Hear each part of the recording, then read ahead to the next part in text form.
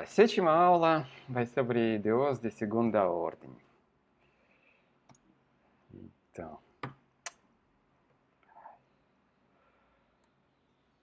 nós vamos considerar somente ideus lineares de segunda ordem, porque ideus não lineares, na maioria dos casos, não podem ser resolvidos explicitamente. Quer dizer, a solução existe, mas a gente não sabe a forma da solução explícita. Então, ideo linear de segunda ordem, mais geral, é dado aqui nessa equação 1. Então, nós temos aqui linearidade em variável dependente, y, certo? Então, essa IDO é linear em y, exceto essa parte aqui, que não depende do y. Então, quando essa parte é zero, nós temos IDO linear homogênea. Quando não é zero, não homogênea. Então, nessa aula, a gente vai considerar somente IDOs lineares homogêneas, quando g é igual a zero. Certo? Então, a primeira coisa para observar sobre IDO de segunda ordem, nesse caso, qualquer IDO de segunda ordem, que ela é equivalente a um sistema de dois IDOs de primeira ordem. Então, por exemplo, no caso dessa equação aqui, linear, né, com g, né, se nós introduzimos uma variável nova, pegando essa derivada como nova variável, nós vamos ter sistema de duas IDOs de primeira ordem. Então, primeira equação, simplesmente definição dessa variável nova z. A segunda equação é de primeira ordem, porque a ordem aqui era 2, mas essa variável z. Então, aqui é derivada da variável z. Então, o sistema é de primeira ordem. Então, a gente sabe que sistema de duas equações de primeira ordem necessita duas constantes arbitrárias para solução geral, né? Isso porque nós precisamos satisfazer duas condições iniciais para y e z. Por exemplo, aqui, ó, temos uma condição para y num ponto tal, né? Outra condição para z, certo? Isso equivalente para essa IDO de segunda ordem, que nós damos variável y no ponto x0 e derivada da variável y no ponto x0, sendo dadas. Nesse caso, tem única solução da IDO de segunda ordem. Tudo bem, então nós vamos considerar primeiro sistemas de duas IDOs de primeira ordem, na forma geral, homogêneas, lineares e homogêneas. Então, se IDO é linear, o sistema também vai ser linear, observa, é linear em y e z. E não homogênea porque aqui tem g, né? Certo? Mas, se g é zero, IDO linear homogênea, equivalente a sistema de duas IDOs de primeira ordem, também linear homogêneas. Quer dizer, não tem nada que não depende do z do y. Esse vai ser zero. Então a gente vai considerar um sistema geral de duas equações de primeira ordem, linear homogêneas. Certo? Aqui os coeficientes são funções que dependem do x. Então, esse sistema pode ser escrita também na outra forma, a forma de matriz, que a gente vai fazer daqui a pouco. Observa que esse sistema se torna S quando A1 é 0, esse é 1, esse é menos Q e esse é menos P. Certo? Bem, então, nós temos esse sistema lá, que a gente viu, a última, pode ser escrita nessa forma matricial. Então, aqui um vetor coluna, aqui vetor coluna tem uma matriz. Então, o produto de matriz nesse vetor coluna dá um vetor coluna. Esse exatamente é o nosso sistema, o lado direito dela. Ó. Certo? Então, como esse sistema é linear homogêneo, observa que a soma das duas soluções também é solução. Então, a soma com coeficientes arbitrários, né, constantes. Se essa é a solução, a soma também é solução. Por linearidade. Né? Então, acontece que qualquer solução desse sistema pode ser escrita como a soma de duas soluções que são base. Duas soluções que são base, aquelas que são independentes. Então, a definição que a gente vai dar é o seguinte. se duas soluções do sistema 5, esse aqui, certo? São chamados base se elas são independentes. Quer dizer, se nós construímos uma matriz dessas duas soluções, essa matriz aqui, o determinante dela, que é chamado Wronskiano, não é zero. Então, isso não é zero. E nesse caso, essas colunas são independentes. Isso deve ser não igual ao zero, certo? Pelo menos não um ponto. E nesse caso, esse Wronskiano não vai ser zero em todos os pontos do x. Por quê? Isso pode ser provado em seguida. Então, nós temos um teorema. Se o Wronskiano de duas soluções desse sistema não é zero, somente num ponto, ele é nunca zero. Isso é somente válido para o Wronskiano de duas colunas, cada uma é a solução dessa equação. Não para duas colunas arbitrárias. Né? Se duas colunas de funções arbitrárias, isso não é válido. Como é que prova isso? A gente vai buscar a equação para Wronskiano e resolver ela e ver que realmente esse teorema é válido. Então, para provar o teorema, vamos estudar a equação que o Wronskiano satisfaz. Então, pegamos Wronskiano e pegamos a derivada dele. Então, nós temos derivada de solução 1, onde tem 1, mais derivada de solução 2, onde tem 2. Então, o Wronskiano era essa sem derivadas diferença, né? Então, nós temos dois termos. E pegando equações para y1 e y2, né? As duas soluções, nós temos essa soma aqui e todos os termos que não sejam proporcionais, o que tem dentro do Wronskiano, quer dizer, esse produto aqui, esse aqui, esse aqui, esse aqui, cancelam. Certo? Todos os termos que têm as não diagonais cancelam aqui. E resta somente isso. Então, a equação para o Wronskiano vai ser esse aqui. Essa equação linear, separável, né? Dá para integrar. Nós temos exponencial como solução. E como a exponencial é real, ele nunca é zero. Então, se o Wronskiano não é zero num ponto, ele nunca é zero. Então, provamos o teorema. Então, no nosso caso, se tem duas soluções do sistema 5, e o Wronskiano, esse aqui num ponto não é zero, essas soluções independentes, quer dizer, nunca zero. Nunca zero. Se o Wronskiano, nunca zero.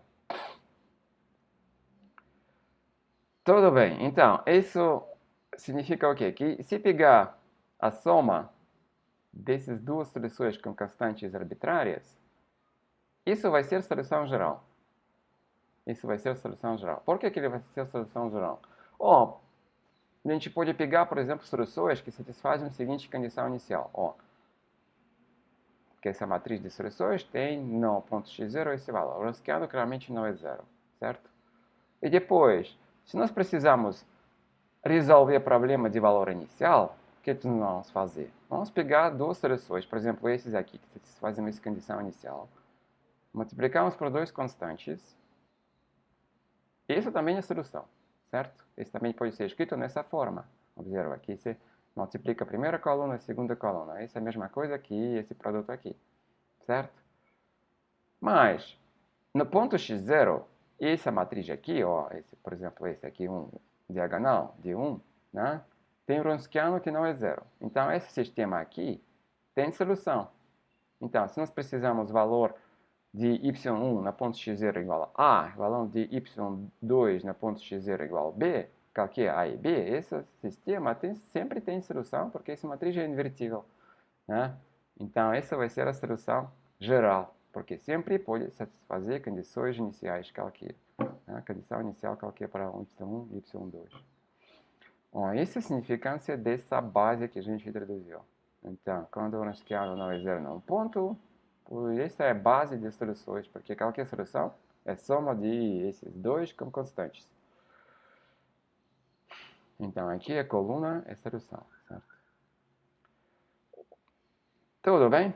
Então, a solução geral é esse produto aqui, onde a matriz, cada coluna é solução, de duas soluções independentes, e do lado direito multiplicamos com a coluna de constantes arbitrárias. Tudo bem? Então, para o sistema de equações lineares, primeira ordem, esse aqui, a gente traduziu o conceito da base. Mas a gente lembra que esse sistema, ó, ela é equivalente, por exemplo, nessa forma, com g igual a zero, equivalente à equação de segunda ordem, linear homogênea, g igual a zero. Então, se equivalente, só a forma particular desse sistema, né? A gente pode introduzir também o conceito de Wronskiano, é a base, para IDO de segunda ordem linear. É homogênea, a gente considera somente homogênea nessa aula. Então, nesse caso, nós temos esse sistema, na forma matricial, essa aqui, onde z é a nossa derivada y sobre x, a nova variável z. Ó, em Wronskiano é o quê? Pegamos y e z, y e z. Mas porque z é derivada, então nosso Wronskiano é determinante dessa matriz aqui. Então, ó, esse aqui. É a base das duas soluções que tem esse Wronskiano não é zero. Ou, de outra forma, duas soluções que não são proporcionais. Porque se y1 não é proporcional a y2, derivada também não é proporcional. Quer dizer, não tem uma constante c, assim que y2, em todos os pontos de x, igual a c na y1, todos os pontos de x. Se não é igual, então derivada também não é. Não, é bastante somente isso, achar que isso não é igual. Né? Derivada claramente também não é igual. Certo? Não tem uma constante para derivada. Ó, isso significa que essas duas soluções que fazem essa propriedade, que não tem uma constante, que são proporcionais, é a base. Então, a solução geral, nós interessamos somente y, né? Porque esse é derivado de y. É a soma de duas soluções. Então, a base de duas soluções que não são proporcionais. Certo? Mas não são proporcionais, quer dizer, não todos os pontos de x com a mesma constante. Porque se pegar um ponto de x, claramente você vai achar a constante c. Isso é satisfeito. O que não deve ser zero num ponto é o Wronskiano. Quer dizer, essa diferença aqui, em qualquer ponto x0, não deve ser zero. Ou, isso não deve ser proporcional a todos os pontos x. Isso duas afirmações equivalentes. E o Wronskiano nosso, ele envolve no tempo, de acordo com soma dos termos diagonais aqui no exponencial, que esse é 0 e esse é menos p, nós temos essa equação para Wronskiano, de DO de segunda ordem linear. Esse se chama fórmula de Liouville. Ó. Então, dá para ver, se ele não é zero num ponto, ele nunca é zero, essa é a condição para essas duas soluções sejam base. Certo? E qualquer solução, então, soma de duas com constantes arbitrárias. Vamos ver um exemplo. O exemplo mais simples é estador harmônico, cujo IDO é linear, certo? Com constantes, com funções aqui que são constantes. Esse constante aqui é devido à força de atrito. Atrito que é proporcional à velocidade, no sentido contrário. Então, se essa é a aceleração, no lado direito vai ser a força exatamente. Então, a ômega é a frequência do oscilador. Então, para achar solução de equação linear homogênea com coeficientes constantes, a gente busca a solução na forma exponencial. Sempre. Né? Sistema, uma e do sempre na forma exponencial. Por quê? Porque derivada exponencial proporcional à exponencial, de qualquer ordem. Então, nós vamos ter equação para esse parâmetro lambda. Certo? Exponencial não é zero. Certo? Então, isso deve ser zero. Isso dá dois valores de lambda. Observa que aqui tem i, por isso esse é ômega em primeiro, esse é segundo. Então, esse ômega nova, esse raiz quadrada, é nova frequência. Pode ser que essa frequência é imaginária, quer dizer, não tem frequência, não tem oscilações. Bom, então, nosso oscilador, devido à força de atrito, vai ter outra frequência. Quer dizer, ele desloca, se for o pêndulo, ele oscila mais lentamente com atrito. Certo? Então, nós temos dois valores de lambda, tem duas soluções. Observa aqui, certo? Essas soluções são proporcionais? Não. Não são proporcionais. Quando, por exemplo, ômega não é zero. Né? Quando o ômega não é zero, eles não são proporcionais. Eles são proporcionais no único caso quando o ômega é zero, porque essa é a mesma função. Observa também que essa função λ2, x λ2, é conjugada dessa aqui. Então, tem duas soluções complexas mais conjugadas. Então, se a gente busca soluções reais, a gente pode pegar a parte real e imaginária de qualquer um. Porque a equação é real, coeficientes reais, parte imaginária e parte real são soluções. E somente tem duas, né? Porque esse é conjugado desse. Então, parte real e imaginária a gente pode pegar também. Como duas soluções independentes. Independentes porque não são proporcionais. Não tem uma constante e uma função proporcional a essa. Funções claramente diferentes. Então, a solução geral é a soma desses dois com constantes reais. Ou, se a gente pode definir amplitude e a fase, a solução pode ser escrita nessa forma. Certo? Vamos ver mais um exemplo. Agora, de equação de sistema linear com coeficientes constantes. Essa matriz vai ser chamada A. Então, buscamos solução também na forma de exponencial, só que agora nós temos o vetor na coluna. E vetor coluna é a solução. C1 e C2 são constantes arbitrárias, por enquanto. Substituímos isso na equação 23. E nós vamos ter o quê? Equação para lambda. Essa equação, na verdade, tem forma de equação para alto valor lambda desse matriz A. E esse é autovetor. Para achar alto valor, precisamos que lambda... Então, se pegar essa, quer dizer, essa coluna multiplicar por lambda subtrair disso aqui, isso vai ser equivalente a subtrair lambda desse parte diagonal. E essa matriz total multiplicada por essa deve ser zero. Então, o determinante dela deve ser zero. Então, lambda dado dessa equação. Determinante dessa matriz igual a zero. Chama-se equação característica. Essa equação de segunda ordem, fácil de resolver. Certo? Vamos ver um exemplo. Exemplo é o seguinte. Primeira equação desse sistema vai ser S para x e segunda para y. Certo? A matriz dessa aqui vai ser, ó, aqui tem 1, 2, aqui tem 4, 3, e tiramos lambda, né? Isso é igual a zero. Isso é equivalente a essa equação quadrática. Isso é equivalente a duas soluções. Nesse caso, as soluções são reais, né? Pode acontecer que são complexas. Próximo exemplo. Então, caso lambda são reais, duas soluções que a gente tem nessa forma, como essas lambdas. Só que precisa achar C1 e C2. Porque para cada lambda, se escolhemos lambda, certo? Nós temos um vetor aqui, mas esse vetor tem duas constantes. Uma constante é arbitrária, porque se multiplicar a solução por constante, é ainda a solução, certo? Então, se a gente pode achar somente uma constante como uma função de outra, de lambda, né? Como que fazer isso? Ó, substituir, por exemplo, nessa primeira... Quer dizer, a primeira coluna dessa equação. Quer dizer, lambda na C1 igual a 1 na C1 mais A1, 2 na C2. Certo? E isso vai dar, essa equação vai dar C2 como função da C1 e lambda. Agora substituímos lambda, dois valores aqui, e temos dois conjuntos de constantes. Então, primeiro, C2 igual a 2 na C1, segunda, C2 igual a menos C1, para lambda menos 1. Então, as duas soluções têm essa forma aqui. Em nosso caso, porque nós temos x e y, nós vamos escrever x e y. Então, pegamos C1 igual a 1, sempre. Né? Então, C2...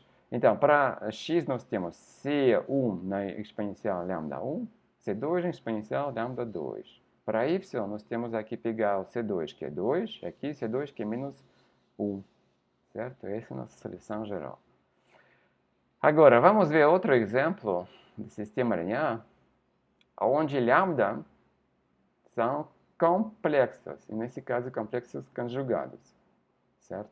Aconteceu que eles são simplesmente imaginários, mas pode ser que é complexos e conjugados. E nesse caso, fazemos a mesma coisa, achamos o vetor C1 e C2 para cada lambda, temos a equação C2 é a função de C1 e lambda, nós temos esse valor do C2. Observa, mesmo que C1 se colocar C1 igual a 1, em ambos casos, C2 vai ser complexa, certo? Mas tem dois lambda conjugados e tem dois C2, valores C2 conjugados também. Então, isso significa que a gente pode achar solução real certo? Solução real, se nós pegamos dois constantes, também conjugadas. Então, C1, que multiplica a solução 1, e esse aqui, uma C é constante, pode ser até que positiva, né? C2 é isso aqui, conjugado a C1. Então, para x, nós multiplicamos C1 igual a 1 no C1, C2, duas soluções. Eles são complexos conjugados. Então, nós vamos ter essa soma aqui. Então, isso é cosseno, função real. E para y, nós temos constante C2, aqui C2 conjugado a esse. E aqui C1 é C2 conjugado a C1. Então, também vamos ter função real, certo? Se escrever aqui nos constantes C1 e C2, nós vamos ter essa soma, que é a soma de duas funções, seno e cosseno. Então, no caso que lambda são complexos conjugados, nós usamos constantes também complexos conjugados. Por exemplo, nessa forma aqui, certo? E nós vamos ter a solução real. Pode acontecer que a sua solução é complexa, mas isso significa que parte real imaginária também é a solução. Então, pegar somente parte real. E se tem uma constante na parte real, pega a parte imaginária, a outra constante está lá. Certo? Quer dizer, parte real imaginária também é solução, né? E, então, sempre vai ter solução real. Então, nesse caso, somente observar a constante. Se pegar constantes complexas, arbitrárias, né, vai ter a solução complexa, mas parte real imaginária vai ter a solução. Quer dizer, você vai ter mais constantes do que precisa, reais. Isso significa que a sua solução é complexa, provavelmente. Parte real imaginária é a solução. Certo? Somente tem duas constantes aqui, observa, C e φ. C e φ. Mas aqui pode ter duas constantes complexas, né? Então tem 4 reais. Isso é demais, né? Vai ter parte real imaginária. Isso significa que a sua solução é complexa. Só nesse caso, pode ter mais que duas constantes arbitrárias para um sistema de duas equações de primeira ordem. Tudo bem? Então, nessa aula, nós consideramos IDEs de segunda ordem. E por que a gente consegue somente resolver equações de segunda ordem lineares? A gente concentra-se em equações de segunda ordem lineares. E nessa aula, somente equações homogêneas. Nós mostramos que esses IDEs de segunda ordem equivalente a sistema. Esse IDE linear, sistema também é linear. E para sistema linear, introduzimos o conceito da base das soluções de Wronskiano, que são transferidos para a IDE linear de segunda ordem, certo? E mostramos exemplos como é que resolver IDE linear de segunda ordem, homogênea, sistema ou sistema de primeira ordem, também linear homogênea, pegando duas soluções independentes e construindo solução geral. Então, na próxima aula, a gente vai voltar a esses IDEs lineares e sistemas, só que não homogêneas. E a gente vai ver como que resolver a equação linear não homogênea. Certo? Então, essa é a próxima aula.